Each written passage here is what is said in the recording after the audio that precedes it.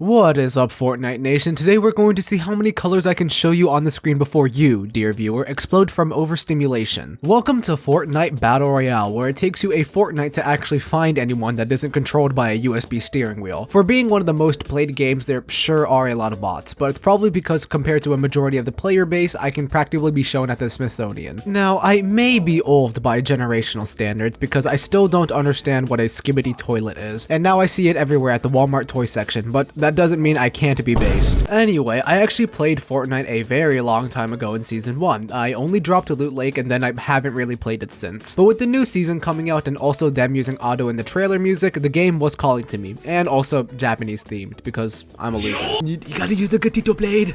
Gatito blade. The gatito, that's what I use, the gatito blade. The gatito, you use the gatito blade. Gatito. What the fuck? I just saw a big ass glowing fish in the pond. That's a gatito fish.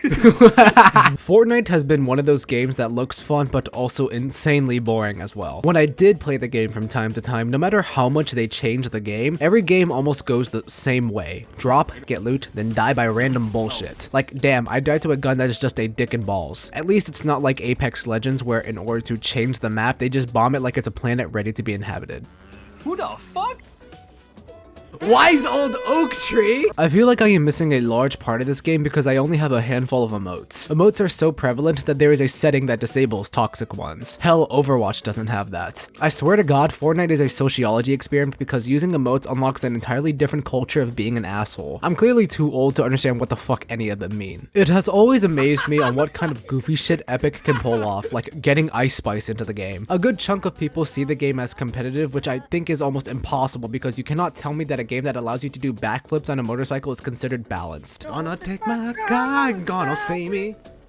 Gonna drive along till I get ya, cause I'm crazy not to really know you like it. I wanna race for you. Gosh, gosh, gosh, I'm gonna step on the gas. Sure, it has its heated moments, but the game has always felt like a party shooter. Ridiculous items and interactions, first shot accuracy at almost any distance, motherfucking katanas, PvE everywhere around the map. How can you take this game seriously in any capacity? I'm only playing no build too. Have you seen the monstrosity that is building in Fortnite? Hire these kids to be 3D modelers the way they create the entirety of the Las Vegas Strip. I am clearly outclassed in the Fortnite building department. They establish buildings including a 5-star penthouse in a matter of seconds. Fortnite is not OSHA certified though. But I digress. Fortnite is unironically a good game. I can't deny that fact. It's a game that is evolving so fast that my decrepit mind can't keep up. For the first few minutes after logging in, I couldn't understand how to work the UI. This is the first time I couldn't intuitively figure out a user interface. I didn't know you had to scroll up even more to ready up. It's literally a copy and paste of Roblox's platform. On the same note, Fortnite is turning itself into a universal game engine where you can find any game to fit your fancy, much like Roblox. The most popular games are where it's clear what the main objective is: playtime. Like this RPG that I played for a couple of minutes is basically just killing things, gaining levels and money to unlock much stronger weapons to still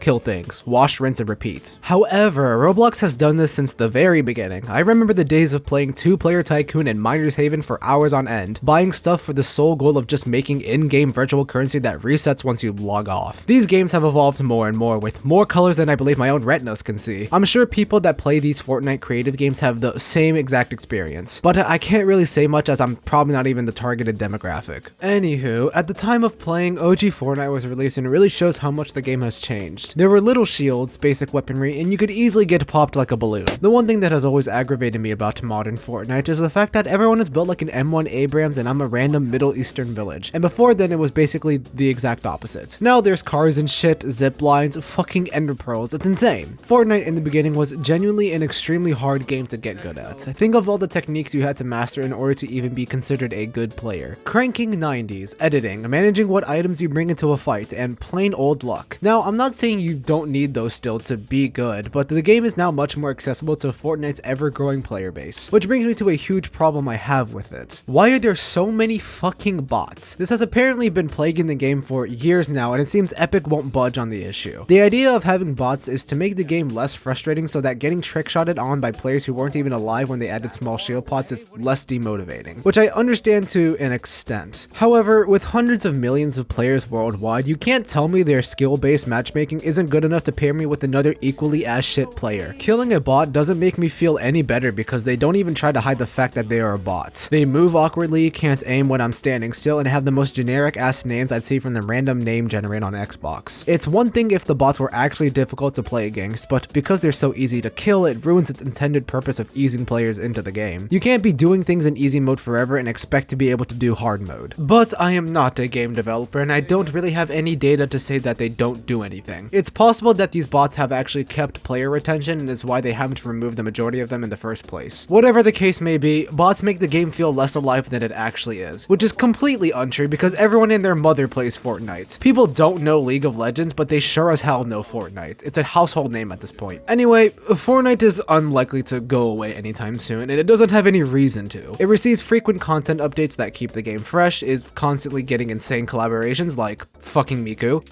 and always finds ways to keep gameplay interesting without really damaging its fundamentals, which is a very subjective take. I understand that some updates completely break the game, such as the Wrecked season, which turned the game into a New York City intersection. Not every update will be good, and not every update will be what you expected. However, you can at least guarantee that something will be different later down the line, and you're not playing the same game you were a few weeks ago. Considering that it's a free game, what more can you really ask for?